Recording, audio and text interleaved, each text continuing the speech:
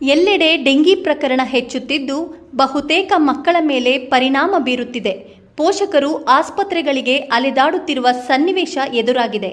ಇದರ ಬೆನ್ನಲ್ಲೇ ರಾಮನಗರದ 1ನೇ ವಾರ್ಡ್ ಅರ್ಕಾವತಿ ಬಡಾವಣೆಯಲ್ಲಿ ಹಂದಿ ಸಾಕಾಣಿಕೆ ಕೇಂದ್ರದಿಂದ ದುರ್ವಾಸನೆ ಹೆಚ್ಚಾಗಿದ್ದು ಉಸಿರಾಡಲು ತೊಂದರೆಯಾಗಿದೆ.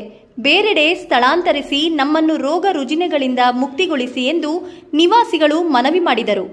ಈ ಸಮಸ್ಯೆ ಬಗ್ಗೆ ಅಧಿಕಾರಿಗಳಿಗೆ ಹಾಗೂ ಜನಪ್ರತಿನಿಧಿಗಳ ಗಮನಕ್ಕೆ ತಂದರೂ ಯಾವುದೇ ಪ್ರಯೋಜನವಾಗಿಲ್ಲ ಎಂದು ತಮ್ಮ ಅಳಲು ತೋಡಿಕೊಂಡರು. ಸರ್, ಅರ್ಕಾವತಿ ಬಡಾವಣೆ 2ನೇ ಕ್ರಾಸು. ಇಲ್ಲಿ ಹಂದಿ ಕಾಟ ಜಾಸ್ತಿಯಾಗಿದೆ. ಡೆಂಗ್ಯೂ ಜ್ವರ ಜಾಸ್ತಿ ಇರೋದ್ರಿಂದ ಹಂದಿದು ಸ್ವಲ್ಪ ನಮಗೆ ಸಾಲ್ವ್ ಮಾಡಿಕೊಟ್ರೆ ತುಂಬ ಒಳ್ಳೆಯದು. ಯಾಕೆಂದರೆ ತುಂಬ ಸಿಕ್ಕಾಬಟ್ಟೆ ಸ್ಮೆಲ್ಲು, ಮನೇಲಿ ಇರೋಕ್ಕಾಗಲ್ಲ. ಅಕ್ಕಪಕ್ಕ ಗೌರ್ಮೆಂಟ್ ಆಫೀಸರ್ ಇರೋದ್ರಿಂದ ನಮಗೆ ತುಂಬ ತೊಂದರೆ ಆಯ್ತಾ ಇದೆ ಹಂದಿಯಿಂದ.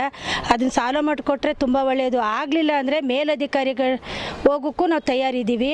ಹಂದಿಗಳು ಸಾಕ್ತಾ ಇದ್ದಾರೆ. ಇಲ್ಲಿ ಹಂದಿ ಇರೋದ್ರಿಂದನೇ ನಾವು ಇದನ್ನು ಕಂಪ್ಲೇಂಟ್ ಮಾಡಿರೋದು. ತುಂಬ ದಿನದಿಂದ ಕಂಪ್ಲೇಂಟ್ ಮಾಡಿದ್ದೀವಿ.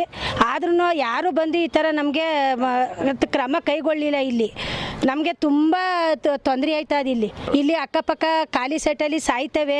ಅದನ್ನು ಎತ್ಕೋಗಿ ಬರಲ್ಲ. ನಾವೇ ದುಡ್ಡು ಕೊಟ್ಟು ಅವ್ರನ್ನ ಕರೆಸಿ ಎತ್ತಿಸ್ಬೇಕು. ನಾವೇ ದುಡ್ಡು ಕೊಟ್ಟರು ಬರಲ್ಲ. 3 ದಿವಸ 4 ದಿವಸ ಅದು ಸ್ಮೆಲ್ ಬಂದು ಹುಳ ಬಿದ್ದು ನೊಣ ಮುತ್ಕೊಂಡ್ಮೇಲೆ ಬಂದು ಎತ್ಕೊಂಡು ಹೋಗ್ತಾರೆ. ನಗರಸಭೆಗೂ ನಾವು ಕಂಪ್ಲೇಂಟ್ ಮಾಡಿದ್ರು ಅದ್ರ ಬಗ್ಗೆ ಅವ್ರು ಏನು ತನಿಖೆನೇ ಮಾಡಲಿಲ್ಲ. ಇಲ್ಲಿ ಬಂದು ರಾಮನಗರ ಟೌನು ಅರ್ಕಾವತಿ ಬಡಾವಣೆ ಸುಮಾರು 150-200 ಮನೆಗಳಿವೆ ಕುಟುಂಬ.